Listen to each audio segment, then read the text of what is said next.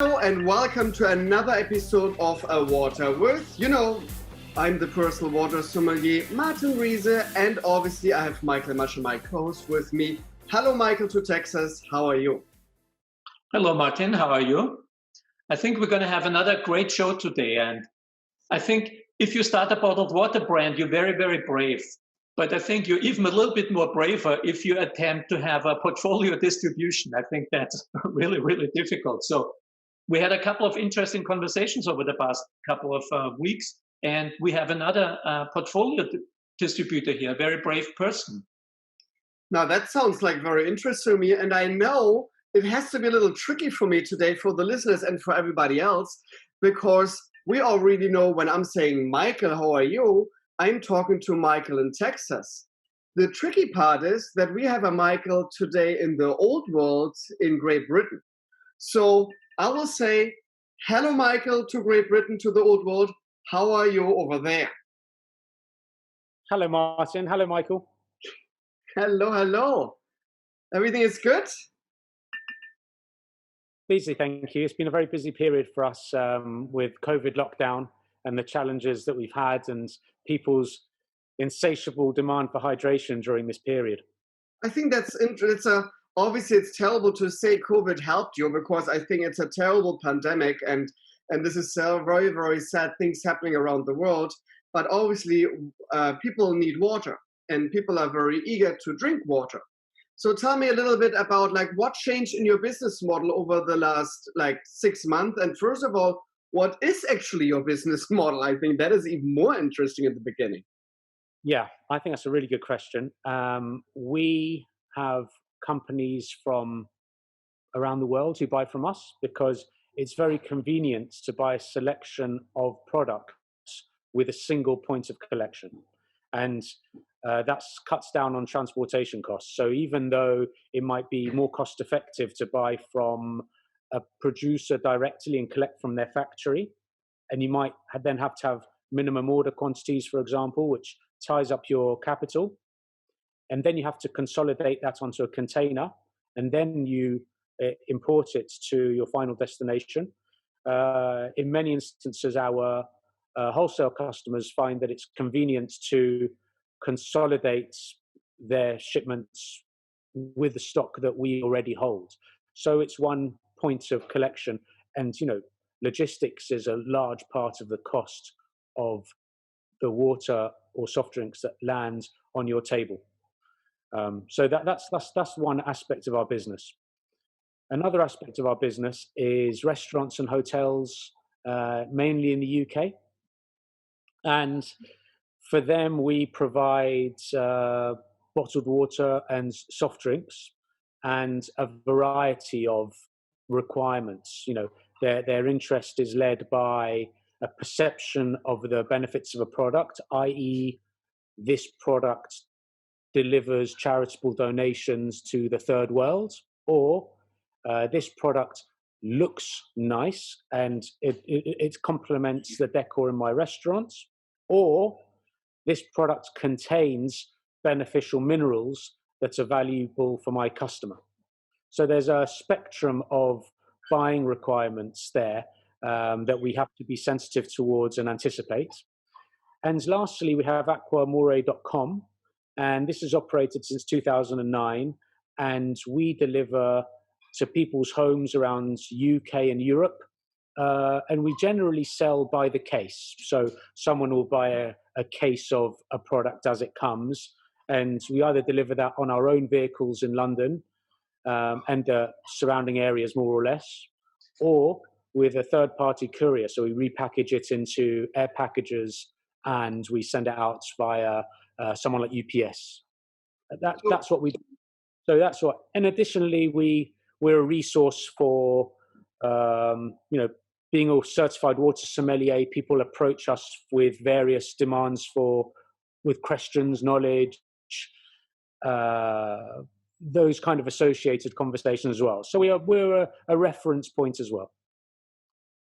So really, really interesting. And I'm just being reminded, if I look behind you, how happy I am that Fine Waters sells a story and how easy stories travel, and you don't need a warehouse for stories. So I'm very happy I'm in the story business, and it looks really impressive, the arrangement. And it also shows people how difficult it is to become a portfolio distributor, and that what is actually very heavy has a much lower value per weight. So it's a really, really challenging business. And I think you can tell us many stories about that. But what I wanted to ask you is, you're a certified water sommelier, and we have now more and more companies, distribution companies, brand becoming water sommeliers. So do you think that's really important, that you not only sell the water, but also have the knowledge of the water and be able to communicate that properly? Ultimately, Michael, it depends on the question that's being asked. And, you particularly are very skilled at communicating that message and the difference to people between a reprocessed product that is safe to drink for hydration, and a highly regulated product that fulfills minerals via the medium of H2O. And there's a big difference there, and the EU knows it. And I think people in continental Europe know it because of their culture, but people in maybe the English-speaking countries don't necessarily know that or appreciate it as part of a culture of wellness. So it's something I feel we have barely even scratched the surface of. And just to be a disruptor, I don't like the association with the title water sommelier, even though I have the accreditation, because I feel as though it implies that we try and replicate or piggyback off the value of the wine industry, when actually it's a much more nuanced and different acquisition of knowledge and texture recognition than wine is. Wine is a completely different affair. And so I think that makes people even more wary of the message that may have to be delivered. I like that you're saying this, Michael, because I had a big problem in the beginning in 2005. When I started that whole concept in Germany with my water menu at the restaurant First Floor, the Hotel Palace, I was not considering myself a water sommelier. I said to him, yeah, I'm a thirsty guy. I'm a person, a water expert, whatever you want to call it. But then I realized the guest had a problem to understand what I'm doing.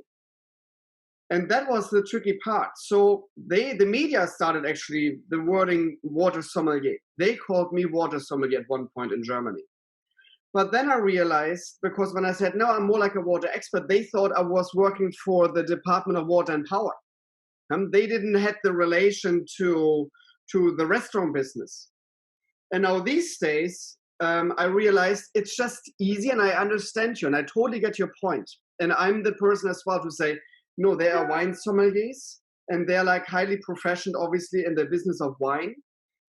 Yes, it sounds crazy to have suddenly a mustard sommelier, a water sommelier, a wheat sommelier, what we have in West Hollywood as well. So they're using the term sommelier for other things now. But I think language is evolving.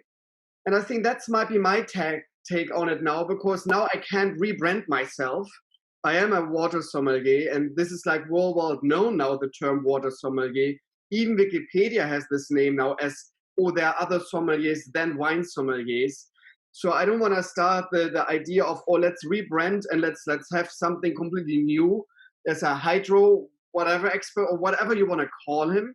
Because I think that people understand when you're saying the word sommelier, the new generations don't think about just wine anymore. It's more about, oh, it's a person who has a profound knowledge about something.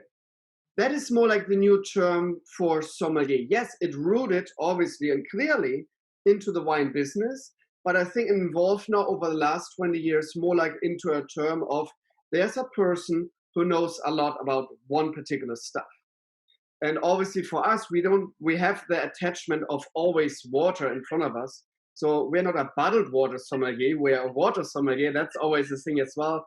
That's the reason I have in my water menus as well LA tap water or West Hollywood water in there as well, because I believe that whoever drinks water in my restaurant should look at the water menu.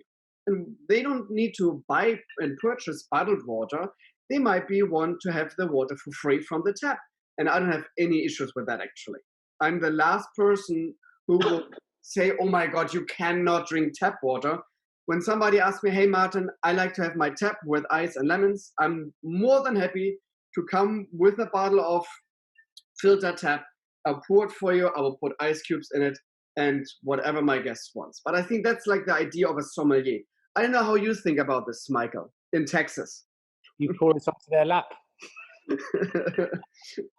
So, but I'm thinking, I agree with Michael in London, or with myself, so to speak. I agree with Michael.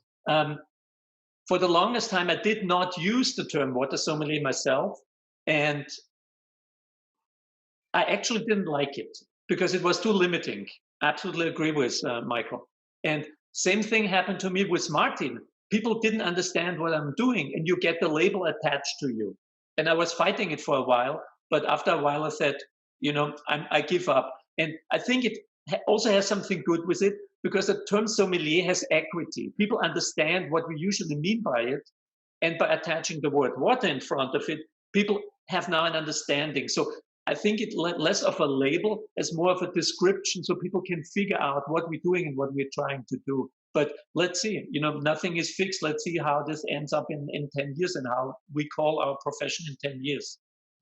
My view is that sommelier sounds pretentious because it's a French word, and French words generally, they have an air of pretension about them. And I don't like that, because it already creates a distance between the knowledge we've acquired and how accessible it is for someone else who wants to achieve that. And the second issue I have is that it has the word water, and it's not really telling people anything new other than it's wet, which doesn't tell people anything about what we aim to achieve, which is these are products of the earth. Water is a universal solvent. It absorbs minerals on its journey to the surface, or not, depending on where the origin is. And it's then bottled. And then guess what? Those minerals have a textural impact on your palate. And with training, actually, not even with training, innately, with guidance, you can recognize your innate recognitions of how the minerals affect your palate. So, for example, for anyone watching this, maybe in the UK, someone will have a preference between Evian and Volvic. And that's a very typical. So really, I've been thinking about this a lot. And the term I really want to develop for use in the UK, so I want to be the pioneer of it and litmus test the idea to see how innately it's recognized, is the term aqua mineralogy, an aqua mineralogist, to describe this more unique category of approaching the experience of how minerals affect a water on the palate. That, for me, is the essence of what it's about. No, I agree with you, definitely. And again, like, I think it will be hard for people now to understand, like, first of all, the concept of like a water sommelier was completely mind-blowing for a lot of people, and could not even understand the idea of like there are people out that thinking that water even has taste. Let's start even with that. So let's go even back on this round, because I still have it here in America that a lot of people think like, come on, Martin, it's water, it's H2O. And we saw it on the last appearance, what I did on Netflix, that people suddenly realized, wait a minute, there is more into water than just H2O. They could not even believe this. And when I see like the famous actress Anna Kendrick saying like, you blew my mind, then you already know how less of knowledge is actually there to the most basic beverage we're engaging on a daily basis. And I think it's even more important because the more people we're training and the more people we have knowing about water and the more people is really starting to rethink a little bit water, I think the better it is for this planet. Because then we will start to think, oh my God, water is way more important than we might be thinking. We should not run out of water. water is a human right, obviously. That's what I'm strongly believe. Um, water, the water right should not be privatized, especially not in undeveloped countries, that suddenly water companies can make tons of money with that by selling their water to their own citizens. So there's a lot of, like, I think, the dark side of water. And the more people know knowledge, because we all know knowledge is wisdom and wisdom is power, the better it is for this planet and the better it is in general for the people. So I think I agree mostly. I find it funny that you mentioned that the word sommelier in French is a little bit pretentious. But of course, if you want to call it aqua, it's Latin, and some people could say, also, going back to Latin and talking in Latin is a little bit pretentious. But I really get your point. What I'm trying to say, and I also like that you say this distance. You mentioned the word distance, and if you look at both Martin and myself in the Fine Water Academy, the thing we really, like to train our candidates is there should not be a distance. We should be open. This should be fun. This should be engaging. I think so. We want to move away from the wine sommeliers of the 80s.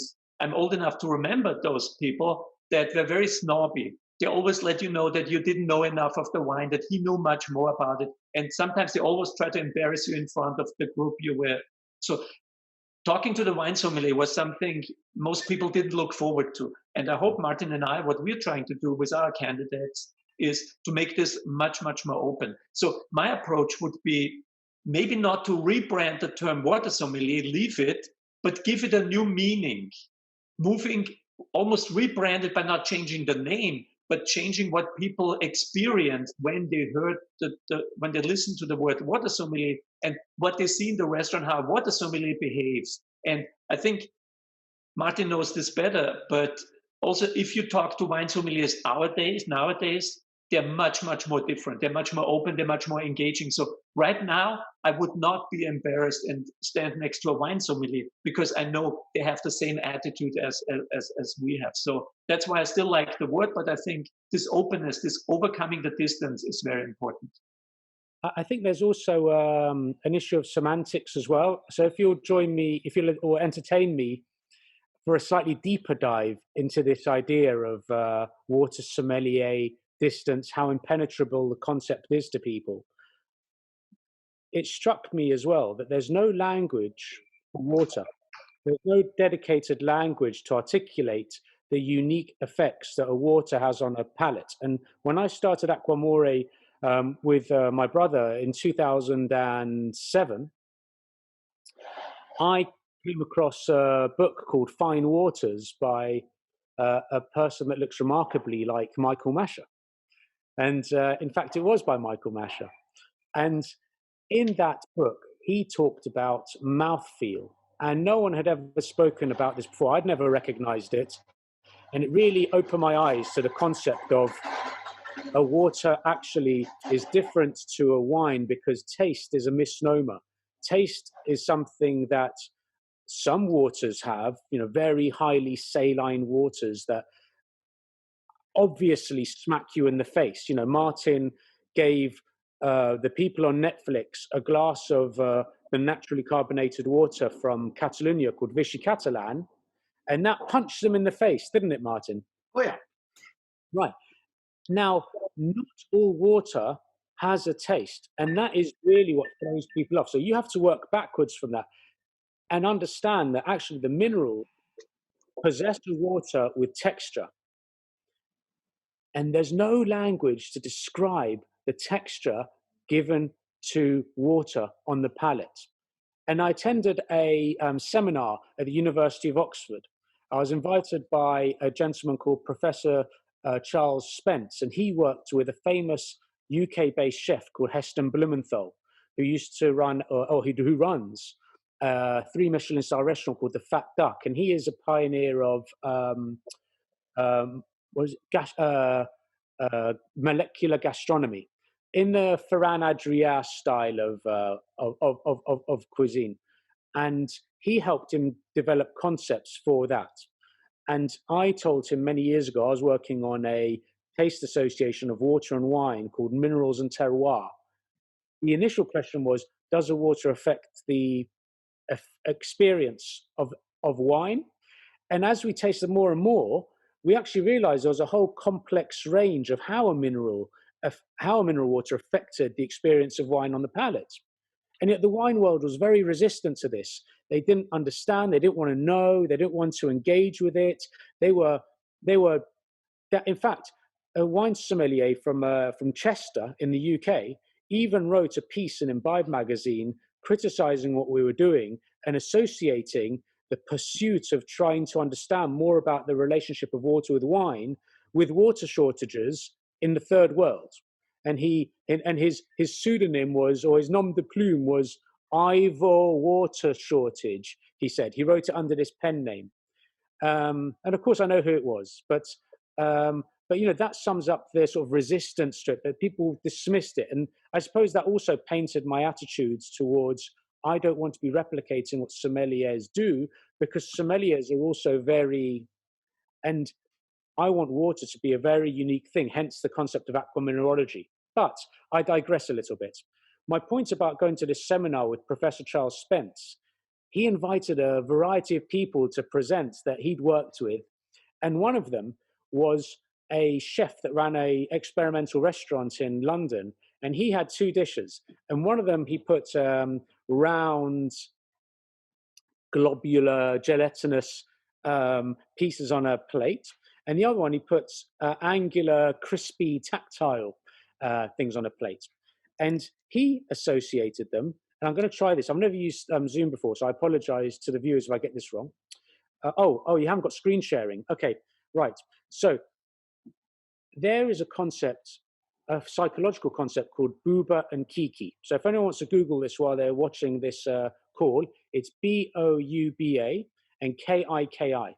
And they are two shapes. One is globular and soft, like a fried egg.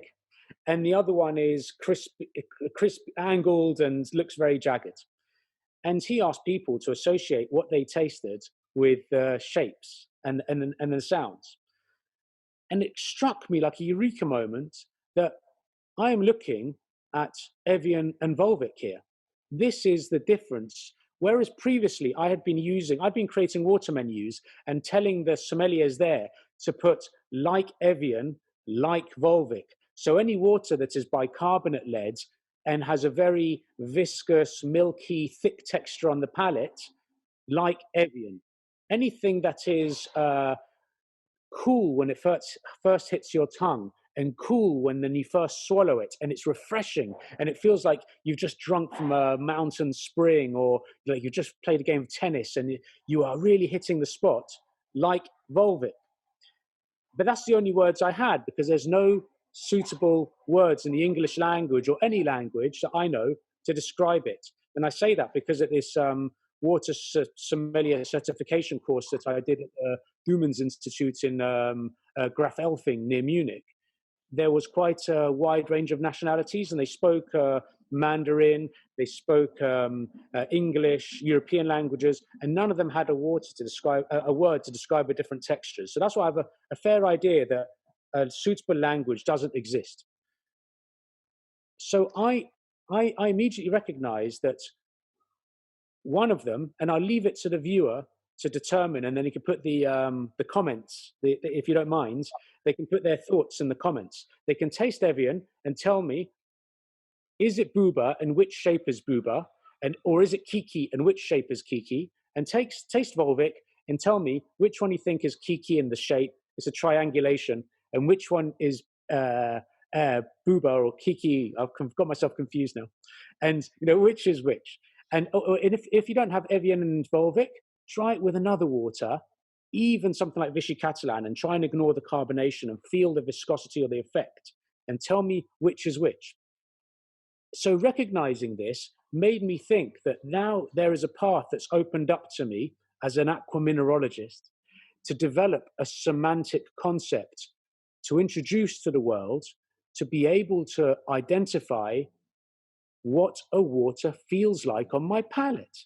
And for me, a water can be Bouba and a water can be Kiki. There's also one other one, which is the effect magnesium has on your palate, which is this tactile elasticity like Vitel or HEPA, and you put your tongue to the tip of your mouth and then you can feel the water being squeezed and there's resistance. So there's a third one, but I wish to pursue this concept alongside my philosophy, if you like, of aqua mineralogy. I wish to pursue the concept of a language that helps people communicate their ideas, Martin. So people say to you, Martin, I like booba waters, or I like tiki water. And you say, oh, well, that's because booba is characterized by calcium and bicarbonates, and it feels like, or kiki is characterized by whatever. I'm trying not to give the game away to your audience so that they have their own view on this. But it's without a suitable language that people can validate their innate experiences, there'll always be doubt and fragmented communications and, oh, how can I tell the water's different? How do I describe the taste? How can I? Yet people go for the same brands. I really like Fiji because, I really like Evian because, and they try and describe it to you, Martin, don't they? They try and describe it to Michael Masher. Oh, I don't know why I like it, but I think it's soapy and I like this, I like that. And you're trying to interpret what they like and hear, and we need to give them a language. We need to give a language to water and create a terminology for water so people can link their experiences to an idea and a concept and then communicate it. And then when you communicate it, guess what? Hashtag booba, hashtag kiki. I can explain what I'm experiencing. You're freeing up the idea. And then that is when we'll be able to start the building blocks for, okay, now let's create a map like you do in whiskey. And in whiskey, you have smoky, floral, whatever it is, the space side, all different regions. And you map out the different whiskey on the charts, don't you? So if you like an Islay whiskey, then head this way. And if you like a Glenmorangie from head this way. So with water, it would be more like that. So I would say, well, look, if you like Vitel, then try Contrex and try HEPA, because there are even more of that. But if you like Vitel, but you also want something a bit more, head towards Tonon, head towards Solan de Cabras, and it's giving them this guide of, what the experience is. That's how we make it accessible, guys. That's my view. I like really what you're saying, and there are two points to it. I think, first of all, yes, I totally agree with you. The terms of to describe water is clearly not there yet. That is clearly a fact. That somehow in our history, in all the language what you just said, somehow we missed to bring words to the most fundamental beverage again on this planet. It's crazy that it is like that. That's nobody came up with the idea. It's the same, like a lot of people always think, oh my God, in Germany, we always have words for everything. So yes, we have a lot of words, but there's still some words missing. As an example, when I'm, there is no word for I'm not thirsty. There is no word in the German language for that. There is no word for it. There is a word for I'm not hungry. It's called satt. I'm done. I'm full. I'm filled. Done. Huh? But when you're not thirsty anymore, there is no word. What is almost crazy, in my opinion. Maybe it has something to do because everybody's dehydrated all the time, because we always need to be thirsty. Maybe that's the fact why we don't have a word for that. In my family, they created a word for that. For many, many years ago, my father taught me that word, I would say for 25 years ago already. It's called Stud.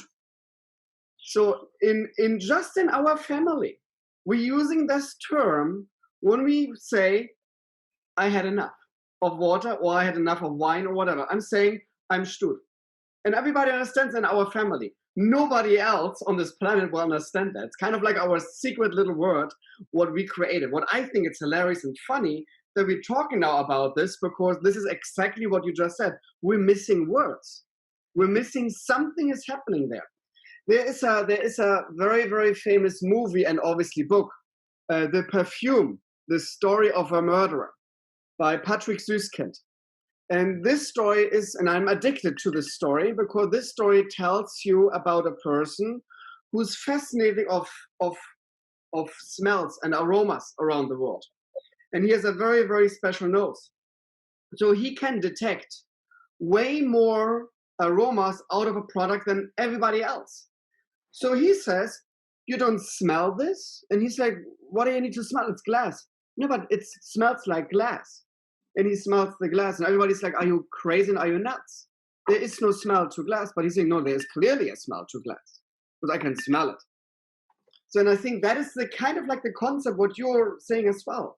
Not everybody can detect the differences in water right now. We were going to teach them, we were going to train them. But the problem is because the majority of people, and even the language doesn't have words for that, it's really problematic to even then describe the taste when we don't even have the proper language for it. So what you just said, like this is the same what happened in my restaurant all the time. Hey Martin, I like Fiji. Because that's pretty much my question. What I have then as a sommelier when I'm going to the table and they're saying, okay, Martin, you have 26 different mineral waters. What am I going to choose now? My first question is, okay, do you prefer still or sparkling? Like 50-50, like right there. I'm trying to narrow that thing down. And then they're saying, okay, I want a still water. You're saying, okay. Second most question is always like, what are you drinking at home? Like, what are you drinking in a regular base? That I understand kind of like their taste profile. And from there, I'm trying then to help them out. Like, for example, they think, oh, I love Boudoir because I love tiny bubbles. They think, great, maybe Hilden would be interesting because, yes, it's lower in minerality, but it's a little bit sweeter on the palate, but has almost like the same effervescent effect. And then they're like, oh, that sounds interesting. What kind of wine you're drinking? Oh, I have this heavy red wine. He's like, perfect, don't do Boudoir anyhow, because the minerality will overpowering the tannins of the red wine. Do actually Hilden, because this will actually way better. I would even go to a still water, but when they want sparkling, you cannot force them to drink a still water because you think as a sommelier, it's just better to do the still version. That's for me as well, why I know you're maybe not in favor of so many sommeliers, because that's the same project what I have. I hate to be taught by a sommelier in a restaurant. It's nice to get their wisdom, but I don't want to hear the sommelier telling me, you should not do that, or you should not do that. So that's the wrong concept of sommeliers. And I think these kind of sommeliers are done. They're over. It doesn't exist anymore. Sometimes in small restaurants, you will still see them.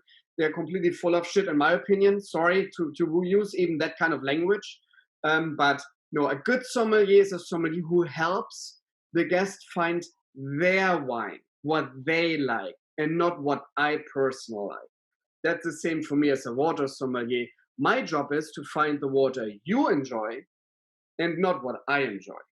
So therefore, all this question I'm getting on a daily basis so much, and what is the best water on this planet? It's like, I don't know your taste profile, so I can't talk about that right now. The best water on this planet is the water you like and you will drink a lot. That's for me the best water on this planet. So that's a quite interesting concept there.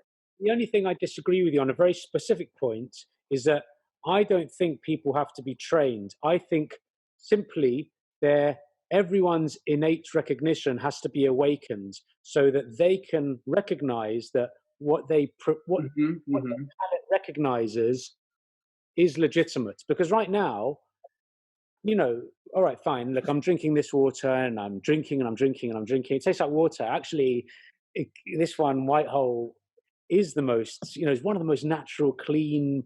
When like Alan Ducasse chose this for his restaurant, for example, and Heston Blumenthal chose this for his restaurant, and the sommeliers, when they taste it, they just say it tastes the most like water. It's calcium, so it's very soft and it's very nice. Okay, but in isolation, that's that, isn't it? And then I put this down and I go and I try another water. And what do I have to compare it against? It's wet. Yeah. It's wet and it's doing a job. But if you have two next to each other and you say, look, notice the difference. And then they're like, oh, there is difference, but wow.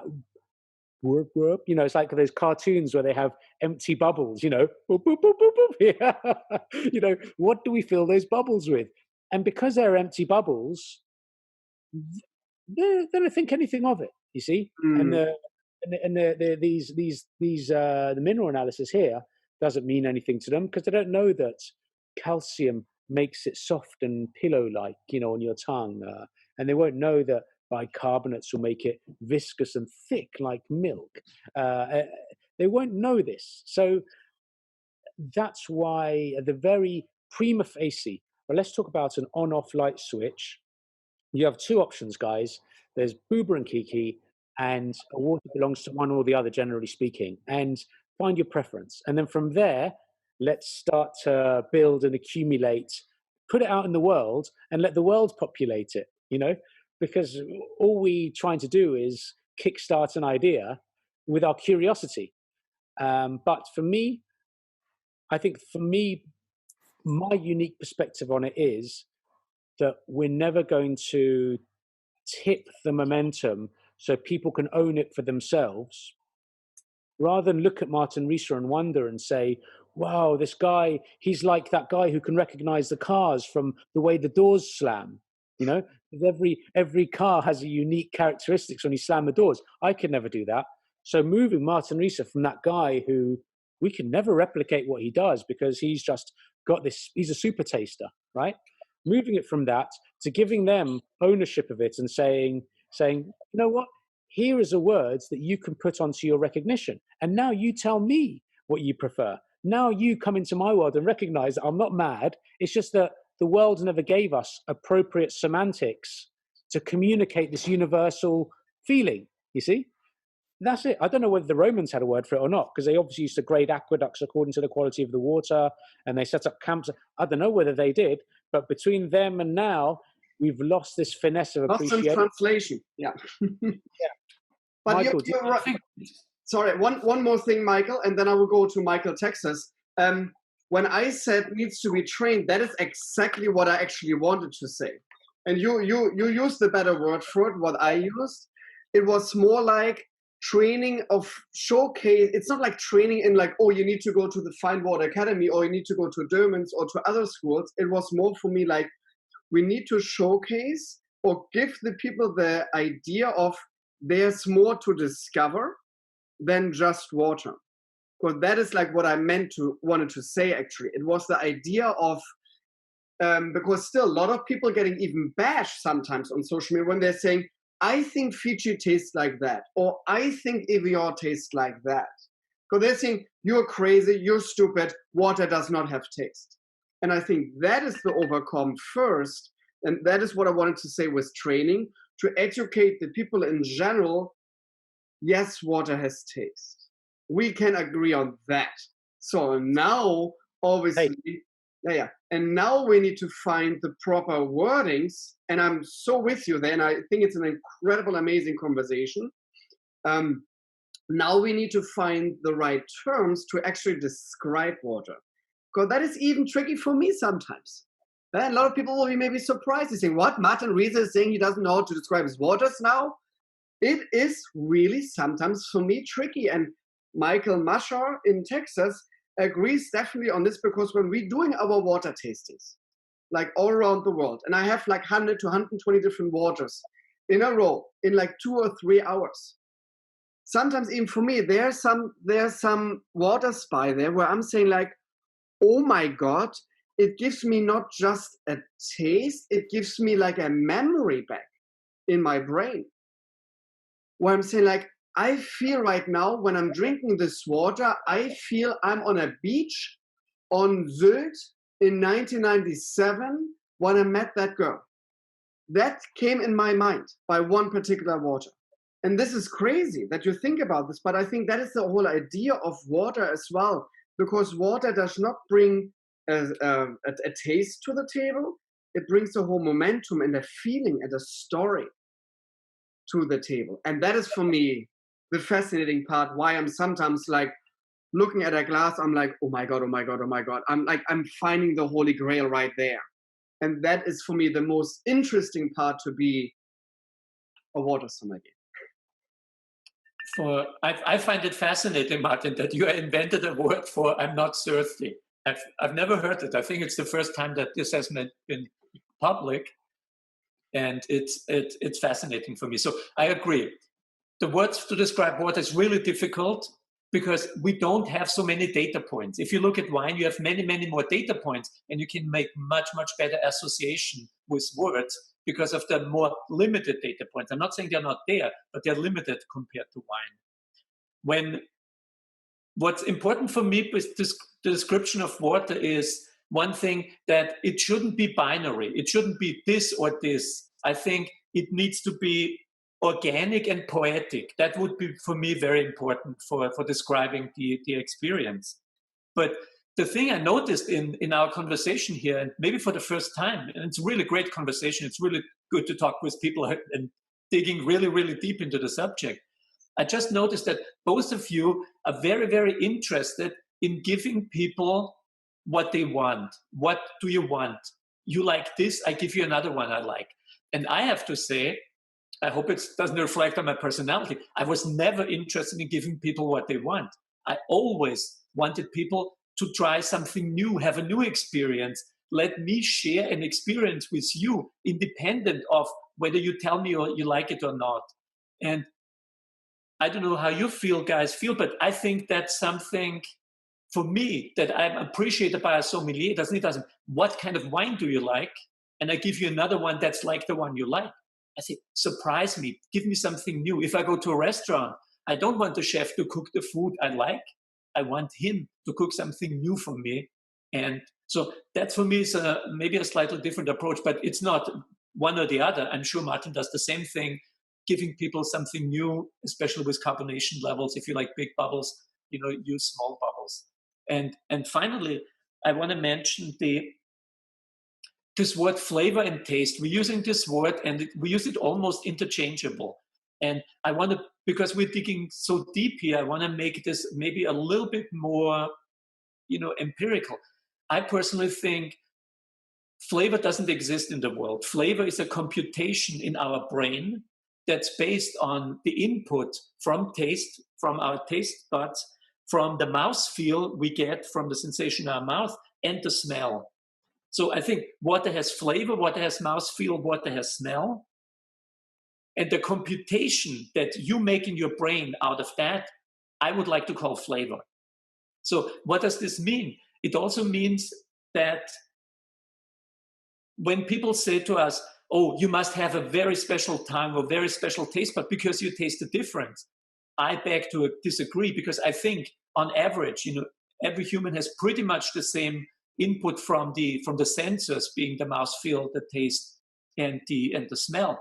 It's the computation in your brain that makes the flavor, and that distinguishes a sommelier from a non-sommelier or a layman that doesn't have the same computation. So I just wanted to clarify those two things. And I don't have really a question for you, Michael, but I'm sure you have many, many things to say.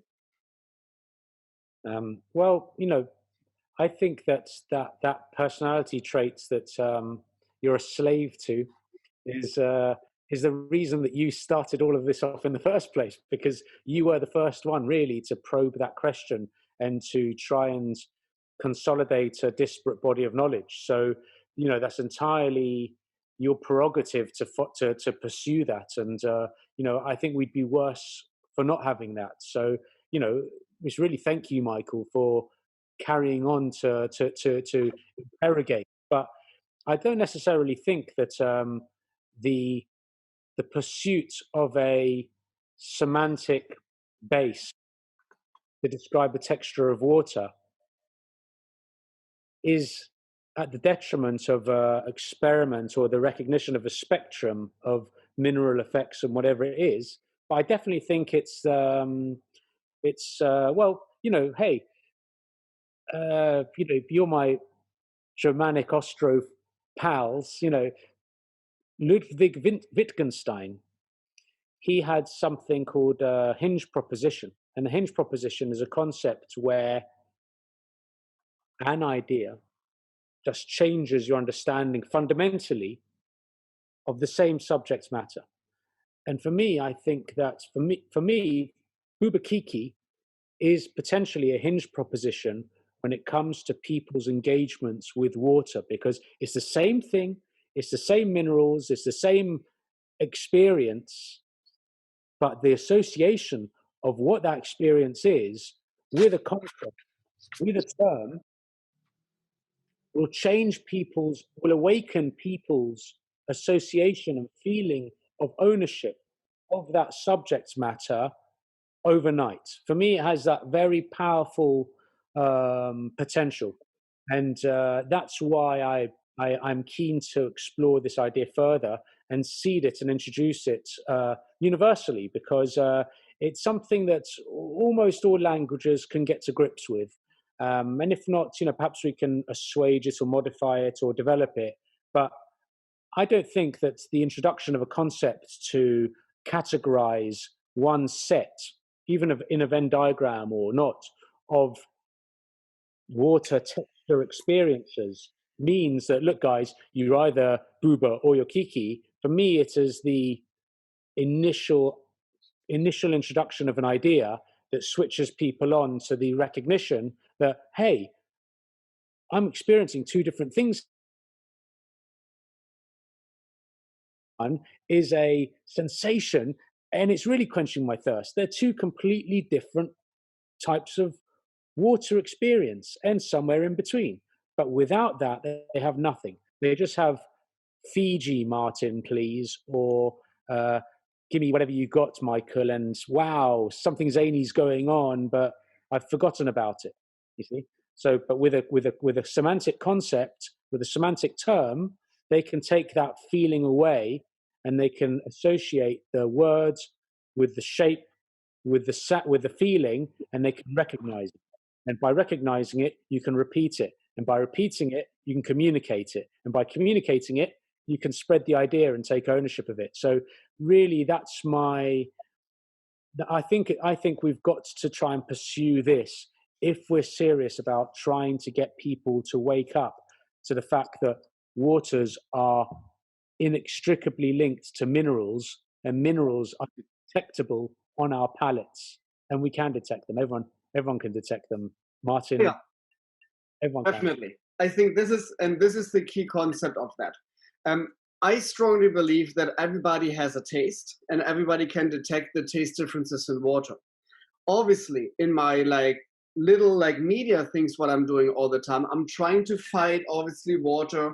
What you earlier said, Michael, punch you in the face. I need to do that people understand right away what's going on. Because I just have a very small limit chance to, I don't want to even say convince people, but to just showcase and to prove that water can be completely crazy in taste. Yeah? And then that's the reason I'm always using, obviously in the Netflix episode, we had way more water tasted. We had actually 5 or 6 waters, and just 3, I think, was been shown. So we all know it's been angled down. Therefore, I need to showcase to people right away, oh my God, that tastes crazy. The same pretty much what Michael in Texas is doing, what he said, I want to bring stuff to the table what people don't expect. That is pretty much what I'm doing in the media. So I'm bringing waters over there where they think that is completely crazy, Martin. I never ever thought about it, that a water can have a TDS of 7,400 like Roy. I have here water from Romania with 28,000 TDS. That's disgusting to drink. You don't want to drink that. It's just it's not tasty at all. I was in Germany last year in a spa town where they had, fascinating for me, a whole room with just different taps, and the different taps were the different spring sources of this natural occurring source. And they had big stories about it, about how much water you should drink from that spring on a daily basis that has actually an impact on your body.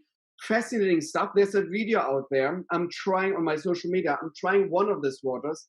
I had to spit it out because it was so high in iron. I thought I had blood in my mouth. It was disgusting. And then it said, please drink 2 liters on a daily basis of that. It's I could never do this. I could not even swallow one. So, but that is the whole point why I'm always thinking it's funny and hilarious that people are still saying on this planet, but water has no taste. It's fascinating, yeah. Yeah. To get back to your point, Michael, how important that actually is to bring back, or to bring actually terms and wordings to describe a water. So it really triggers me, and I really want that we are like continuing this, further offside of like of this podcast, because I'm really interested in this. And I think there is something what we clearly have together, that we can bring even more attention to the consumer. And you're absolutely right, and I said it earlier as well, how important that is, because when you have the knowledge, you have the power.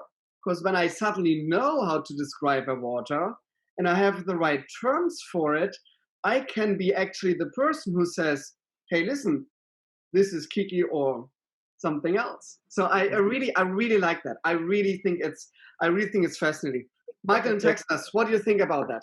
Yeah, I agree. Words are really important. We need to find the words, and we both, and Michael in London, we're struggling to find the words to describe this.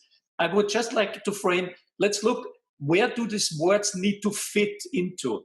And we know the waters we are selling, they can be used for hydration, but they're not meant for hydration. They're meant to have an experience to be enjoyed. And what is the context? Where do you enjoy those waters? You enjoy it sitting down on a table. So I think the words that we're looking for need to be Epicurean, they need to be organic, and they need to be poetic. I think, in my opinion, that's really, really important, because we're already struggling with words that are not. And we're describing acidity. Do you really want to sit on a table, eat a nice steak, and someone tells you this is a water that has a very high acidity? It doesn't sound right. And then you use words like pH. Even the word minerality also implies already a little bit of a technical component. So I would be in big favor of finding new words. I don't think the words should be binary, left or right. The words need to have a very high resolution, and they need to have a very high sampling rate, so we can really accommodate an organic entity and not making it an organic entity which is very complex, open-ended, into a digital realm where you have left or right. I don't think left and right will work. I think very high sample rate, very high resolution in the words. And my bigger things, the words need to fit onto the table, because a sommelier works on a table.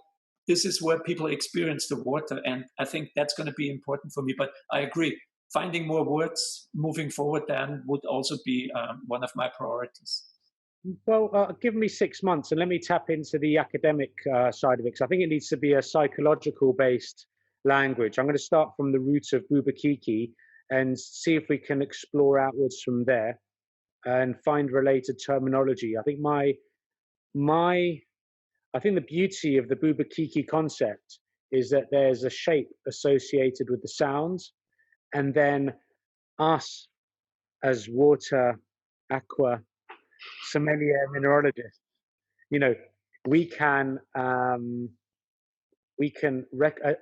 associate those shapes and those sounds with the experience on the palate, and then we can extrapolate that, say to people, that's because it possesses these minerals. Yeah. And once it possesses these minerals, that's it. The cat's out the bag. Now minerals do a job. And that's really what we want people to know. Minerals do a job, and they do a job on your palate, and you can recognize it. That's the secret to it. And that's about as simple as it gets. And then when people then say, wow, okay, so mineral waters, okay, look, you say an experience. I have a slightly phased view on that. I think that the ideal scenario is if an individual was to have a range of waters available to them, which they can get from Aqua Amore or any other local variety of water supplier. But I would say to people, I'd love to create a mixed case or recommendation where I'd say, have 1 glass a day of Vitel, have 1 glass a day of Vichy Catalan, have 1 glass a day of something else, and then that's your calcium requirements, your magnesium requirements, your bicarbonate requirements, your silica requirements. And, just by having a glass of each of these 3 or 4 different waters a day will give your body the minerals it requires. And guess what? The minerals in water are the most bioavailable of any foodstuff. That's a fact. therefore, that's the value of mineral waters, and that's how you can see the benefits. A nice one, for example, is silica. Silica is the only thing known to flush aluminium toxicity from the body.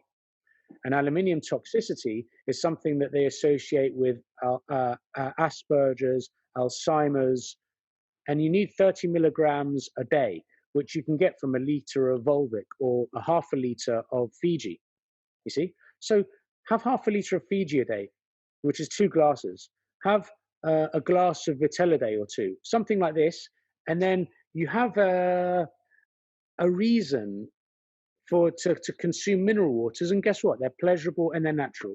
So I think that's really you're talking about just Epicurean, and I'm talking about actually they're a way of accessing minerals in a very effective, efficient, and pleasurable way.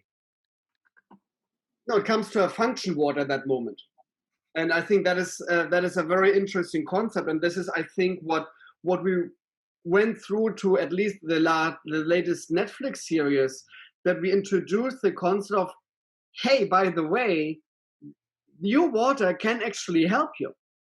And that is the takeaway of this, because I see it on my social media channels, because that is like the biggest takeaway what people had is, oh my God, I can actually drink water